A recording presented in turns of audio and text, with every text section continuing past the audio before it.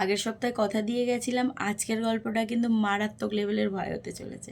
তো সেই কথা রাখার জন্য আজ আমি চলে এসেছি। নমস্কার, আমি দীপান্বিতা। ভয়ের অনুভূতিতে সকলকে স্বাগত জানাই। যারা আমায় প্রথম যে দেখছো তারা কিন্তু অবশ্যই চ্যানেলটা সাবস্ক্রাইব করে দেবে। যদি ভয় পেতে চাও, সত্যি কোনো ঘটনা শুনতে চাও, তাহলে কিন্তু একেবারে স্কিপ করলে চলবে না। আর বলে দিই, যাদের কাছে সত্যিকারের কোনো ঘটনা রয়েছে বা শোনা রয়েছে, সকলের সাথে শেয়ার করতে চাও, তাহলে কিন্তু আমায়ও পাঠিয়ে দিতে পারো আমার নিচে দেওয়া হোয়াটসঅ্যাপ নাম্বারে। আর কথা বাড়াবো না, এইবার সরাসরি গল্পে যাব। তার একটা ধন্যবাদ জানিয়ে দিই, আগের এপিসোডে তোমরা অনেক ভালোবাসা দিয়েছো। সুন্দরবনের যে এপিসোডটা করেছিলাম, আবারও কিছুদিন পর সুন্দরবনের এপিসোড নিয়ে আসবো। কিন্তু যেহেতু সুন্দরবনের এপিসোড করতে গেলে 2-3টে করে গল্প লাগে, তো ওগুলো জমা করি, হলে আবার তোমাদের কাছে নিয়ে আসবো। এবার গল্পে চাই। যারা আমার গল্পগুলি নিয়মিত দেখো, তারা কিন্তু বেশ কিছুদিন আগে আমি একটা গল্প দিয়েছিলাম। আমি ওই মেদিনীপুরে গেছিলাম, ওখানে আমার একটা নিজস্ব এক্সপিরিয়েন্স এর ঘটনা আমি নিজে কানে শুনে এসেছি। সেই ঘটনাটা কিন্তু তোমাদেরকে বলেছিলাম, ওই যে ভ্যান চালকের সাথে একটা লাশ নিয়ে ঘটনা। তো এই ঘটনাটা আমি পোস্ট করার পর কিছুদিন পরে আমাকে একজন ভদ্রলোক, সুশান্তবাবু, উনি আমার সাথে কন্ট্যাক্ট করেন। যে বলে, তুমি যেই ঘটনাটা শেয়ার করেছো তার মধ্যে কতটা সত্যতা আছে আমি জানি না, কিন্তু আমার নিজস্ব একটা এক্সপিরিয়েন্স রয়েছে ওই ধরনেরই, যেটা সত্যি করে আমাকে এখনও পর্যন্ত ভয় দেখায়। মানে কি, উনি এখনও পর্যন্ত রাত্রেবেলা কোনো কাজ করে না, সব কাজ একেবারে করে দিনের বেলায় কমপ্লিট করে রাখে। কৌতূহল হচ্ছে তো গল্পটা জানার জন্য? চলো একেবারে শুরু থেকে শুরু করি।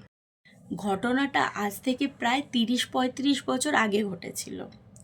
সুশান্তবাবু একেবারে উত্তর বারাসাতের একটা প্রত্যন্ত গ্রাম নিয়ে বসবাস করতেন। পরিবারে ছিলেন তার মা, বাবা আর এক পিসি। তা বহুদিন যাবৎ উনি না সরকারি চাকুরির জন্য পরীক্ষা দিচ্ছিলেন।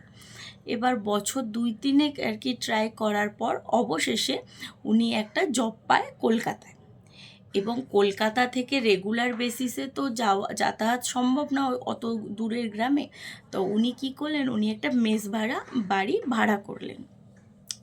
ওনার ডিউটিটা কেমন ছিল, উনি রাইটার্স বিল্ডিংয়ের একটা কাজ পায়, টাকা কালেক্টের। উনি ওই তোমরা অনেকে হয়তো জানো যে মাদার ডেয়ারির যেই দুধের কাউন্টারগুলো, ওগুলো তো সরকারি। তা ওই কাউন্টারে যে পেমেন্ট হবে, সেই পেমেন্টের মানে একটা টাইম পর গিয়ে প্রত্যেকটা কাউন্টার থেকে ক্যাশ কালেক্ট করে রাইটার্স বিল্ডিংয়ে জমা দিতে হতো। ওনার এটাই কাজ ছিল। তো যাই হোক, উনি সপ্তাহে একদিন, শনি রবি ছুটি থাকতো বলে সপ্তাহে একদিন করে, যখন উইকেন্ড আসতো উইকেন্ডে বাড়ি যেত, আর বাকি টাইমে উনি মেসে থেকে আর কি কাজটা কন্টিনিউ করতো। তো এইভাবে বছর 2 চলে, ঠিক আছে। এবার ধীরে ধীরে উনিও কলকাতার জীবনে অভ্যস্ত হয়ে যাওয়ায় বাড়ি যাওয়া একটু একটু কমিয়ে দেয়। এবং ও তখনকার দিনে তো আর মোবাইল ফোন ছিল না, একটাই ফোন ছিল, সেটা হলো তোমার, ও যেই হোস্টেলে থাকতো বা মেসে থাকতো সেই মেসের একটা নাম্বার ছিল। আর ওর যদি বাড়ির লোকের সাথে কানেক্ট করার দরকার পড়তো, ওদের পাশের বাড়িতে ফোন করতে হতো, তাও আবার সকালবেলা। তো যেই জন্য বাড়ির লোকের সাথে যে ওনার কানেকশান খুব ভালো ছিল, সেটা কিন্তু আস্তে আস্তে আস্তে আস্তে কমে আসছে। এবার আসে ওর বাড়ির লোকের কথায়। ওদের বাড়িতে যে ভদ্রমহিলা, মানে ওর পিসি থাকতেন, পিসির সাথে কিন্তু ওর ভীষণ রকম ভালো একটা সম্পর্ক ছিল।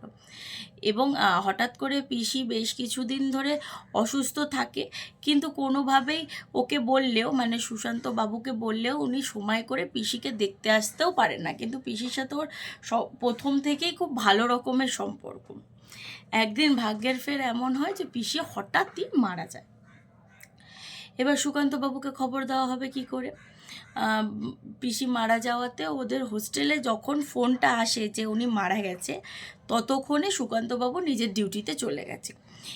ইনফ্যাক্ট উনি ভেবেছিল এই মাসে, মানে অনেক দিন যাবৎ শুনছে পিসির শরীর খারাপ, তা উনি তখন ডিসাইড করেছিল যে এই সপ্তাহে আমি যাব পিসির সাথে দেখা করতে। আর যেহেতু মাস 2 বাড়িতে যায়নি উনি, তাই জন্য বেশ কিছু শপিংও করেছিল যাতে বাড়ির লোক রাগ টাগ না করে। তো যাই হোক, উনি ওই সমস্ত কিছু গুছিয়ে যেই না ডিউটিতে বেরিয়েছে, তার 1 ঘন্টার মাথায় ফোন আসে যে বাড়িতে এরকম একটা দুর্ঘটনা হয়ে গেছে। এবার অবভিয়াসলি ওকে ছাড়া মানে ওকে ছাড়া দাহ কাজ হবে না, যেহেতু পিসির সাথেও খুব কানেক্টেড। আর দ্বিতীয়ত পিসি মরে যাওয়ার সময়ও পর্যন্ত ওকে দেখতে চেয়েছিল। তো যাই হোক, ও তো নর্মালি ডিউটি করে, ইনফ্যাক্ট আর একটু বেশি টাইম নিয়ে আর কি কাজ কমপ্লিট করে মেসে ফেরে, যেহেতু ও 2 দিন লং ছুটিতে যাবে এই কারণে। তো যাই হোক, ও যখন ফেরে তখন রাত্রির বাজে প্রায় 9টা, এবং বাড়িতে ফেরার মানে মেসে ফেরার সাথে সাথে উনি শুনতে পায় যে এরকম একটা দুর্ঘটনা বাড়িতে ঘটেছে। তো ও ব্যাগপত্র যতটা সম্ভব নেওয়ার ছিল সমস্তটা নিয়ে বেরিয়ে পড়ে বাড়ি যাওয়ার উদ্দেশ্যে। শিয়ালদায় যায়, শিয়ালদা থেকে মানে যেই ট্রেনে আর কি ওঠার, গন্তব্যস্থলে যাওয়ার যেই ট্রেন, সেই ট্রেনে উনি চেপে পড়ে। এবং সেই সময়টা ছিল তোমার জানুয়ারির দিকে। তো জানুয়ারির দিকে অনেক সময় দেখবে শীত থাকলেও বৃষ্টি হয়, যাতে শীতটা একেবারে কনকনে যেই ঠান্ডাটা পড়ে সেই সময়টা চলছিল তখন। তা উনি যা হোক ট্রেনে চেপে পড়ে। ওনার মাথায় নেই যে আমি লাস্ট ট্রেন ধরছি, এবং আমি যখন করে ওই স্টেশনে পৌঁছাবো আরও 1.5-2 ঘন্টা লেট হবে আমাকে ট্রেন জার্নি করে, তখন আমি কোনো গাড়ি ঘোড়া পাবো কি না, যেহেতু ওদের স্টেশন থেকে প্রায় প্রায় তোমার 2.5 থেকে 3 কিলোমিটার হেঁটে মানে এক্সট্রা পথ রয়েছে, যেখানে ওরা ভ্যানে করে হোক বা টোটো করে হোক, যাই হোক কোনো কিছু যানবাহন করে ও গ্রামে যেতে হয়। তো ওনার মাথায় সেইটা নেই যে আমি ট্রেনে তো উঠে গেছি লাস্ট ট্রেনে, বাকি পথটা ফিরবো কী করে। লাস্ট ট্রেনে উঠেছে, একের পর এক স্টেশন যাচ্ছে, লোক ফাঁকা হতে শুরু করেছে, আর সঙ্গে বাইরে না ঝিরিঝিরি ঝিরিঝিরি বৃষ্টিও হচ্ছে। এবার যেহেতু শীতকাল ছিল, উনি না ছাতা টাতা নেয়নি, আর তার উপরে মাথায় একজন যদি বাড়ির কেউ আর কি অসুস্থ হয়ে পড়ে বা কেউ মারা যায়, এরকম কথা শুনে তো আর মানুষ সেইভাবে গুছিয়ে গাছিয়ে বেরোতে পারে না। তো উনিও অ্যাজ ইউজুয়াল সেটাই করেনি, বেরিয়ে গেছে। এবার প্রায় 12টা 20-25 হবে, তখন ওদের ট্রেনটা ওদের স্টেশনে আর কি নামিয়েছে। যতক্ষণে ট্রেন নামিয়েছে আশেপাশে আর কেউ নেই, মোটামুটি স্টেশনে উনি একাই নেমেছে বলতে পারো, 1-2 জন নেমেছে, এদিক ওদিক চলে গেছে। আর তখনই প্রায় এই দিকে বৃষ্টিটা শুরু না হলেও আকাশে যেন মেঘ জমা হয়েছে, পুরো আকাশটা লাল হয়ে আছে। বৃষ্টি হওয়ার আগে দেখবে রাত্রের আকাশে মেঘ হলে লাল হয়ে যায়, তো ওই রকম কমলা বর্ণে লাল হয়ে রয়েছে। উনি জানে এবার তো বৃষ্টি হবে। তারপরে উনি অনেকগুলো মালপত্রও নিয়ে এসেছিলো, সেগুলো নিয়ে বাইরে গেছে, দেখছেন কোনো ভ্যান নেই, রিক্সা নেই, কিচ্ছু নেই। এবার উনি ভাবছে যে কি করব, আমি এখন দাঁড়িয়ে থাকবো। এবার সকালে খবর এসেছে মানে মারা গেছে। সারাটা দিন মানে আর কি মৃতদেহটা বাড়িতে ছিল।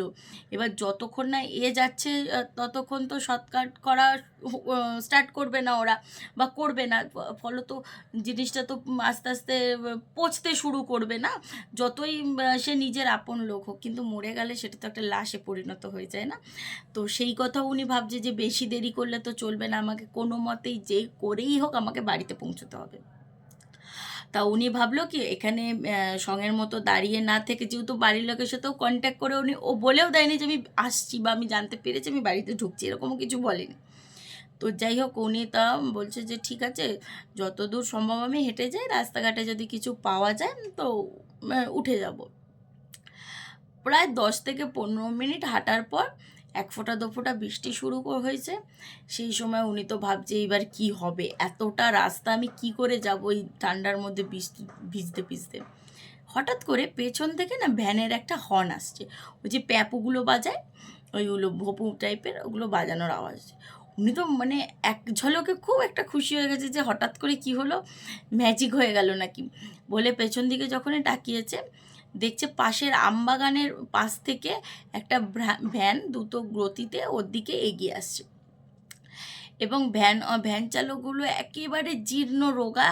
এই ঠান্ডার মধ্যেও উনি একটা লুঙ্গি পরেছে, আর শুধু একটা পাতলা চাদর পুরো মুখ থেকে গায়ে ঢাকা দেওয়া, মানে গা হাত পা দেখা যাচ্ছে না, কিন্তু বোঝা যাচ্ছে উনি ভীষণ রোগা পাতলা একজন ভদ্রলোক, আর বয়সও হয়েছে। তা যাই হোক, ওই ভ্যানওয়ালা এসে বলছে, দাদা তুমি কোথাও যাবে, চলো তোমার পাশের গ্রামেই আমি যাচ্ছি, তোমায় ড্রপ করে দিয়ে আসবো।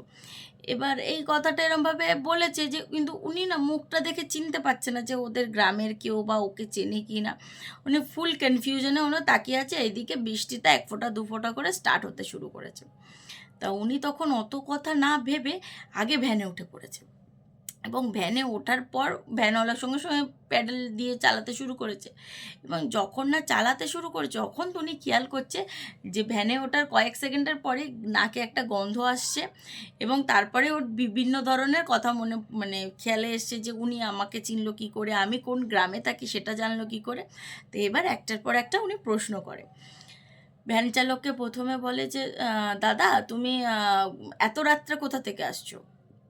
তা বলছে যে আমি এত রাত্রেই ভ্যান চালাই, এই রাত্রেবেলা আপনাদের মতো বিভিন্ন লোককে তাদের গন্তব্যে পৌঁছে দিই।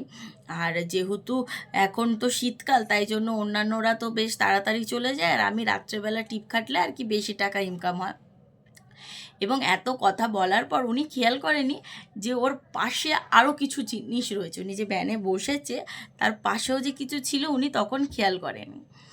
এবং কিছুক্ষণ পর ভ্যান চালক বলছে যে দেখুন, আমি শুধুমাত্র মানুষকেই ড্রপ করি না, আমি কিন্তু মরাও ড্রপ করি। মানে ধরো কাটা ঘরে যারা মর্গে আসে, কাটা ঘরে পোস্টমর্টম করার পর আমি ভ্যানে করেই তাদেরকে বাড়ি দিয়ে আসি, বা কোথাও কোনো দুর্ঘটনা হলে আমি ওই মরা এই ভ্যানে করে নিয়ে আসি। তো আপনার কোনো মানে ভয়ের কারণ নেই, আমি আপনাকে সাবধানে আপনার গ্রামের বাড়িতেই পৌঁছে দেবো। উনি তখন মনে পড়ছে যে হ্যাঁ, তো আমি অনেকক্ষণ যাবৎ একটা গন্ধ পাচ্ছি, গন্ধটা তাহলে কি এই মানে পাশে দেখছে তখন তাকিয়ে যে একটা বেশ 5 ফুট মতো একটা হাইটের প্লাস্টিকটা পুরো মোড়ানো, আর এরা মোটা দড়ি দিয়ে বাঁধা। ওই লাইলানের যেই মোটা দড়িগুলো থাকে না, ওই লাইলানের দড়ি দিয়ে পুরো উপর থেকে নিচ পর্যন্ত বাঁধা, আর সাথে একটা এরকম প্লাস্টিকের মধ্যে মোড়ানো ব্যাগের মধ্যে ঢোকানো কি একটা রয়েছে এরকম গোল মতো। তা ও ভদ্রলোককে জিজ্ঞাসা করছে, বলছে যে এটা কি নিয়ে যাচ্ছ তুমি? বলছে এটা তো একজনের লাশ রয়েছে, তা তাই তার বাড়ি আপনাদের গ্রামের পাশের গ্রামে এই ভদ্রমহিলার বাড়ি ছিল, তো ওইখানেই আমি ছাড়তে যাচ্ছি, তার আগে আপনাকে ছেড়ে দেবো। তো উনি তখন বলছে এরকম জিনিস তুমি আমায় বলোনি, আমি উঠে গেছি ভ্যানে, ভয়ও লাগছে, প্রকাশ করতে পারছে না যে ভয় পেয়ে গেছে। বলছে বলিনি, বলার মতো তেমন কিছু না, বিপদে আপনিও পড়েছেন তাই জন্য আমি সাহায্য করলাম, এটা খুব স্বাভাবিক জিনিস, আমি তো রোজ নিয়ে আসা করি, তো কোনো অসুবিধার ব্যাপার না। তবুও ভদ্রলোক গায়ে গুঁই করতে শুরু করেছে যে না, আমাকে আগে বললে হয়তো আমি উঠতামই না বা কিছু। তারপরে নিজেই ভাবলো যে এরকম পরিস্থিতিতে উনি মানে সাহায্য করেছে, উল্টে আমি ওনাকে যে বলছি এটা ঠিক না। তো যাই হোক, এইসব ভাবনা চিন্তা যখন একটু ধাতস্থ হলো, প্রায় তোমার 1 ঘন্টা মতো ওই ভ্যানের মধ্যেই উনি বসে আছে। এবার উনি জিজ্ঞাসা করছে যে এই মানে লাশটা তুমি কোথা থেকে পেয়েছো বা কিছু। তখন উনি বলছে যে এটা একটা ভদ্রমহিলার মাথা কাটা লাশ, আমাকে পুলিশরা বললো দিয়ে আসতে, তাই আমি দিয়ে আসতে এসেছি। পাশে যেই ব্যাগটা দেখতে পাচ্ছ, ওই ব্যাগটার মধ্যে রয়েছে ওর কাটা মাথাটা। অনেক দিনের পুরনো লাশ তো, তো ওই জন্য তুমি হয়তো গন্ধ টন্ধ একটু পাচ্ছ, কিছু অ্যাডজাস্ট করে নাও, কোনো ব্যাপার না, বেশি দূরের রাস্তা না, এসে গেছি। এই সমস্ত কথাগুলো যখন উনি শুনেছে না, ওনার মানে জাস্ট মনে হচ্ছিল আমি কোন মানে পাপ করলে এই ভ্যানে উঠেছি, এইরকম মনে হচ্ছে। ভয়ে ওর গা হাত পা রীতিমতো ঠান্ডা হয়ে যাচ্ছে, আর শুধু উনি বারবার চোখ চলে যাচ্ছে ওই লাশের দিকে, লাশের কেটে রাখা মাথার দিকে। এবার উনি নিজের মাইন্ডটা আর কি চেঞ্জ করবার জন্য পাশে মানে যেতে যেতে যে বাগানগুলো পড়ছে বা ঝোপঝাড়গুলো পড়ছে ওই দিকে তাকিয়ে আর কি যাওয়ার চেষ্টা করছে, যেহেতু বারবার ওই দিকে তাকাচ্ছে আরও বেশি ভয়টা যেন চেপে ধরছে। একেবারে গুটিসুটি মেরে ভ্যান চালকের কাছে উনি গিয়ে ওই বাইরের দিকে বা তাকিয়ে তাকিয়ে টুকটাক বিভিন্ন ভ্যান চালকের সাথে কথা বলতে বলতে যাচ্ছে। হঠাৎ উনি দেখতে পায় যে একজন ভদ্রমহিলা ওই জঙ্গলের ঝোপঝাড়ের মধ্যে গুটিসুটি মেরে বসে বসে কাঁদছে। ঠিক আছে, অনেকক্ষণ ধরে একটা কান্নার আওয়াজ আসে, দেখছে যে ওখানে একজন বসে কাঁদছে। তো উনি দেখো ভ্যানটা দেখলাম পাশ দিয়ে চলে গেল। ওরা তো মাথার মধ্যে আসলো যে এই ভদ্রলোক আমাকে সাহায্য করেছে, এই ভদ্রমহিলা কাঁদছে, তাই একে কেন তুলছে না ভ্যানের মধ্যে। তা ও তখন যেই মহিলাকে ক্রস করে ভ্যানওয়ালা এগিয়ে গেল, তো ভ্যান চালককে বলছে আচ্ছা তুমি ওনাকে তুললে না কেন, তুমি তো নাকি সবার সাহায্য করো এরকম রাত বিরেতে যারা সমস্যায় পড়ে। ও বলছে যে আমি ওকে কই কাউকে দেখিনি তো, আপনার ভুল, আমি এখানে কোথায় কেউ আছে দেখুন তো, আপনি পেছনে তাকিয়ে কেউ আছে কি না। ও সঙ্গে সঙ্গে পেছনে ঘুরেছে, দেখছে না কেউ নেই বসে। আবারও উনি তার কোনো সেই সব ডিসকাশনে যায়নি, ওই যে হতেই পারে মাথায় বিভিন্ন চাপ পড়েছে, পিসিদের কথা ভাবছে, এইসব ভাবতে ভাবতে আবার 10 থেকে 15 মিনিট কেটেছে। উনি ফিল করতে মানে আবারও উনি দেখতে পাচ্ছে একজন মহিলা ওই রাস্তার পাশে বসে বসে উবু হয়ে বসে আছে, মাথাটা নিচু করে কেঁদে চলেছে। এবার উনি আবার বলছে ভ্যানওয়ালাকে, যেই দেখো তোমাকে বলছি বারবার, ওই তো ভদ্রমহিলা বসে আছে, তুমি দেখতে পাচ্ছ না, এই দেখো দেখো বলে আঙুল দিয়ে দিয়ে দেখাচ্ছে। কিন্তু ভ্যান চালক কি না, আপনারই ভুল, আপনি ভুল দেখছেন বলে ওটাকে ইগনোর করে এগিয়ে চলে গেছে। এইবার উনি ডাউট ফিল হয়ে গেছে যে না, ভ্যান চালক কোথাও না কোথাও কিছু না কিছু লোকাচ্ছে, আমি দেখতে পাচ্ছি স্পষ্ট মহিলাকে, ও কেন দেখতে পাচ্ছে না। এবার তখন ভ্যানওয়ালাকে বলছে, আচ্ছা তুমি আমাকে এখানে নামিয়ে দাও, আমি চলে যাবো। বলছে না না, এখানে আপনি নামবেন না, তাহলে আপনার ক্ষতি হয়ে যাবে বড়, আমি নিয়ে যাচ্ছি, যেমন আমি আপনাকে নিরাপদ স্থানেই ড্রপ করবো আর কি। তো যাই হোক, ভ্যানের গতি এমন একটা লেভেলে যাচ্ছে যেন কিছুতেই রাস্তা আর শেষ হচ্ছে না, কন্টিনিউয়াসলি চলেই যাচ্ছে মানে একটা গতিতে। উনি বলছে যে একটু তাড়াতাড়ি চালাও, আমার তাড়া আছে, আমার বাড়িতে ভীষণ বড় বিপদ। উনি ও যখনই জোরে যেতে বলছে জানো তো, তখনই কোনো উত্তর দিচ্ছে না। যাই হোক, এইভাবে কিছুক্ষণ চলার পর ওদের বাড়ি যাওয়ার দুটো পথ আছে। একটা হলো এই রাস্তার এই বাগানের পাশ থেকে, আর একটা আছে ভাগাড়ের পাশ থেকে, ওইখান দিয়ে গেলে একটু তাড়াতাড়ি হয়। তো ও যখন এই ভদ্র মহিলাদের কথাগুলো ভাবছে, পিসির কথা ভাবছে, এই সমস্ত ভাবনার মধ্যে ডুবেছিল, হঠাৎ করে ও খেয়াল করে যে ভ্যানওয়ালাটা কখন ওর ভ্যানটা ওই সোজা নর্মাল রাস্তার বদলে ওই ভাগাড়ের পাশ থেকে যেই রাস্তাটা গেছে ওইটাতে ঢুকে গেছে, ঢুকে বেশ কিছুটা চলেও গেছে।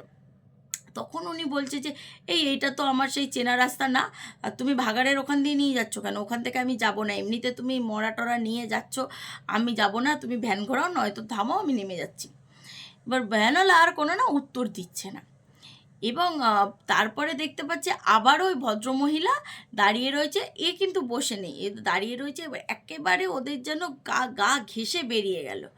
এইবার ও শিওর যে ভ্যানওয়ালার মধ্যে কোনো সমস্যা হচ্ছে, নয়তো ওই লাশের মধ্যে কোনো সমস্যা আছে বলে উনি কি করেছে, যেই ওই ভাগাড়ের ওইখানটা যখনই ভ্যানটা এসেছে, একেবারে ভাগাড়ের মুখে চারিদিকে গরু গরু মরা, মানে সেই রাত্রেবেলা হলেও শকুন, শিয়াল শিয়াল টিয়ালের ডাক টাক হচ্ছে, হায়না ঘুরে বেড়াচ্ছে, হায়নার কান্নাটা একটা বিভৎস বাজে কান্না আছে, ওগুলো সব আওয়াজে ওর জাস্ট মাথা ব্যথা ব্যথা হয়ে গেছে, যে আমি কোথায় এসেছি, আমি নরকে চলে এসেছি মনে হচ্ছে। ঠিক ওই ভাগাড়ের সামনেটা গিয়ে ওদের ভ্যানের চেনটা পড়ে যায়। এইবার ভ্যানটা দাঁড়িয়ে গেছে পুরো, সঙ্গে একটা মাথা কাটা লাশ, অদ্ভুত একজন ভ্যান চালক, ভাগাড়ে গরু, শকুন কুকুর পড়ে রয়েছে, সেখানে শেয়ালের উৎপাত। উনি জাস্ট মানে মানে কান্না কান্না ভাব চলে এসেছে যে ভগবান আমার সাথে কী হবে, শুধু ইষ্ট নাম জপ করতে থাকছে। সেই সময় ও দেখতে পায় যে ওই ভাগাড়ের দূর থেকে তিনজন যেই মহিলাকে ও দেখেছে কাঁদতে, ওই তিনজন মহিলা আস্তে আস্তে আস্তে আস্তে ওদের দিকে এগিয়ে আসছে। এই জিনিসটা দেখে উনি ওই ভ্যানের মধ্যে বসে থাকার সাহস রাখেনি, উনি ভ্যান থেকে লাফিয়ে দৌড় দিয়েছে। ঠিক আছে, বেশ কিছু দূর যাওয়ার পর ওনার খেয়াল পড়েছে যে ভ্যানওয়ালাও তো মানুষ, সে তো আমাকে সাহায্য করলো, উনি গাড়ির চেনটা তুলছিল, আর আমি ওকে রেখে দিয়ে চলে এলাম, ও আবার রিটার্ন এসছে ভ্যানওয়ালাকে নিয়ে যাবে বলে। ভ্যানওয়ালাকে যখন নিতে এসছে, দেখছে ওই ভ্যানের মধ্যে লাশ নেই, লাশের মাথাও নেই, ইনফ্যাক্ট ভ্যানওয়ালাও নেই। ওই এদিক ওদিক নজর ঘোরাতে গিয়ে দেখছে যে ওই তিনজন ভদ্রমহিলা ওই ভ্যান চালককে এরকম টেনে হিঁচড়ে ওই যে ভাগাড়ের জঙ্গল রয়েছে, ওই ভাগাড়ের জঙ্গলের মধ্যে টানতে টানতে মারতে মারতে নিয়ে চলে যাচ্ছে। এইটুকুনি দেখার পর উনি আর ওখানে দাঁড়ায়নি, একেবারে সোজা দৌড়িয়ে নিজের বাড়িতে গিয়ে আর কি থামে। এবার বাড়ির লোককে এত কিছু জানায় না, কারণ অলরেডি বাড়িতে একটা টেনশনের কারণ চলছিল। তা ও এই সমস্ত ওদের পিসির যে সমস্ত কাজ থাকে সব পিসির কাজ মিটে যাওয়ার পর ও একদিন বাইরে একটা চায়ের দোকান আছে, ওখানে গেল, গিয়ে বলছে তোমার এখানে তো মোটামুটি সব ভ্যানওয়ালারাই চা খায়, তোমাকে কাকু একটা কথা জিজ্ঞাসা করার ছিল, যে আমি কদিন আগে পিসি মারা গেছিলো যখন, ওখানে এরকম একজন ভ্যানওয়ালার সাথে এসেছি, তা তুমি কি চেনো? বলছে না আমি তো চিনি না, তোমার যদি জানার হয় পাশেই তো কিছুটা গেলেই তো তোমাদের থানা পড়ে স্টেশনের আশেপাশে, ওখানে গিয়ে একবার খোঁজ নিতে পারো, ওরা হয়তো বলবে। এবার ওর চিন্তা হচ্ছে যে ওই ওই ভ্যানওয়ালাকে নিয়ে গেল কোথায়, ভ্যানওয়ালাটা ঠিক আছে কি না, নাম ধাম কিচ্ছু জানে না, মানে খোঁজও নিতে পারছে না। ওই কিউরিয়াসিটিতে বা দায়িত্ববোধ থেকে উনি খুব মানে 2-3 দিন যেন ওনার ঘুম হয়নি, কিন্তু এখানে বাড়ির লোককেও জানেনি, বাড়ির লোক তাহলে চিন্তা করবে। তো যাই হোক ওই ভদ্রলোক থানায় গেল। এবার থানায় গিয়ে তো ডাইরেক্ট এরকম জিজ্ঞাসা করা যায় না, না? তো উনি তখন আশেপাশে ঘোরাঘুরি করছিল। তখন একজন লোক এসে বলছে, দাদা তোমার কি কিছু দরকার আছে বা কিছু এরকম? বলছে না আমি একজনকে খুঁজছি, একজন ভ্যান চালক যে এরকম মরা টরা নিয়ে যায়, তাকে চেনো? বলছে এরকম তো অনেক ভ্যান চালকই আছে, তো তোমার কাকে চাই, নাম টাম কিছু জানো বা তোমার কি কোনো কাজ আছে? বলছে না আমি এক জায়গাতে খবর শুনেছি যে এখানে নাকি কদিন আগে একজন মাথা কাটা মহিলার লাশ এসেছিল। বলছে আমি তো অত ডিটেলস বলতে পারবো না, কিন্তু হ্যাঁ একটা সাহায্য তোমায় করতে পারি। এইখানে যে মর্গের যে গার্ড রয়েছে তার সাথে আমার বেশ বনিবনা আছে, তুমি চলো আমি তার সাথে তোমাকে কথা বলিয়ে দিচ্ছি, তুমি একটু চা বিস্কুট আমাদের খাইয়ে দিও, এরকম কিছু বলে নিয়ে গেছে। এবং ওখানে যখন উনি যায়, ওখানে অদ্ভুত কিছু ঘটনা মানে উনি শুনতে পায়। ওই আজ থেকে মানে ও যেদিন ওর সাথে এই ঘটনাটা হয়েছিল তার থেকে আরও 5 দিন আগে একটা লাশ আসে, মাথা কাটা লাশ, পোস্টমর্টম হয়, এবং কিছু 2 দিন রাখার পর পাঁচ পাঁচজন না, তিনজন তিনজন ভদ্রমহিলা আসে এবং নিজের ফ্যামিলির লোক বলে পরিচয় দিয়ে ওই মাথা কাটা লাশটা নিয়ে যাওয়ার প্রস্তুতি করে। এবার তিনজন মহিলা কোনো গাড়ি আনেনি, কিছু আনেনি, তো ওকে নিয়ে যাবে কি করে? তখন বাজে বাজে প্রায় 12:30 কাছাকাছি। এবং যেই ভ্যানওয়ালার কথা এই ছেলেটি বলছিল, সুশান্তবাবু যে ভ্যানওয়ালাটির কথা বলছিল, ওই ভ্যানওয়ালাটি সত্যি সত্যি ওরকম মরা নাকি কারোর বাড়িতে দিয়ে আসে, সবার বাড়িতে বাড়িতে দিয়ে আসে। তো উনি তখন দাঁড়িয়েছিল ভ্যান নিয়ে। তাই এখানে যে সিকিউরিটি গার্ডটা রয়েছে মর্গের, সেই সিকিউরিটি গার্ডটা এই ভদ্রমহিলাগুলোর সাথে কথা বলিয়ে দিয়ে ওদের কাজটা এই ভ্যানওয়ালাকে সঁপে দিয়ে চলে যায়। ঠিক তার পরদিন ওই যেই ভাগাড়ের কথা বলছিল, ও যে ভাগাড়ে আর কি ভ্যানটা নিয়ে যে গেছিলো, সেই ভাগাড়ে ওই ভ্যানওয়ালা মাথাবিহীন, আধ খাওয়া, মানে হাত আর্ধেক খেয়ে নিয়েছে, পেট থেকে খুবলে হয়তো পাকস্থলী বের করে নিয়েছে, ঘাড়ের কাছে কিছুটা মাংস নেই, এই রকম একটা খাওয়া ছেঁড়া ফাটা গলা মাথাহীন বডি পাওয়া যায়, ওই ভ্যানালার বডি পাওয়া যায়। আর অন্যদিকে ওই মহিলার লাশও আর কিন্তু কোথাও পাওয়া যায়নি। তারপরে ভ্যানালার বাড়ির লোককে জানানো হয়েছে, কিন্তু মানে একটা অদ্ভুত মানে ঘটনা, যে কী রিজনে ওকে ভ্যানালাকে খুন করা হয়েছিল বা কি হয়েছিল এর কোনো ডিটেলস ওরা আর কি বলতে পারেনি। তাই এই ছিল ঘটনা। এটা হওয়ার পর এখনও পর্যন্ত ওই ভদ্রলোক রাত্রেবেলা কোনো রকম বেরোয় না, ভীষণ না এমার্জেন্সি হলে একা তো কোথাও যায় না। তো এই ছিল ঘটনা। ঘটনাটা কেমন লাগলো আমাকে কিন্তু জানাও, আমার কিন্তু বেশ ভয়ের লেগেছে, তাই জন্য তোমাদের সঙ্গে শেয়ার করলাম। আর তোমাদের কেমন লেগেছে আমাকে কিন্তু কমেন্ট করে জানাও। ধরো অনেকেই তোমরা গল্প শুনছো কিন্তু না গল্পে লাইক করছো, আর না আমাকে আমার চ্যানেলটা সাবস্ক্রাইব করছো। প্লিজ প্লিজ প্লিজ চ্যানেলটা সাবস্ক্রাইব করে দিও। আর সামনের সপ্তাহে আবারও একটা নতুন গল্প নিয়ে আসবো। তোমরা ভালো থেকো, সুস্থ থেকো, আর নিজেদের কাছে যদি গল্প থাকে আমাকে কিন্তু অবশ্যই পাঠিয়ে দিও।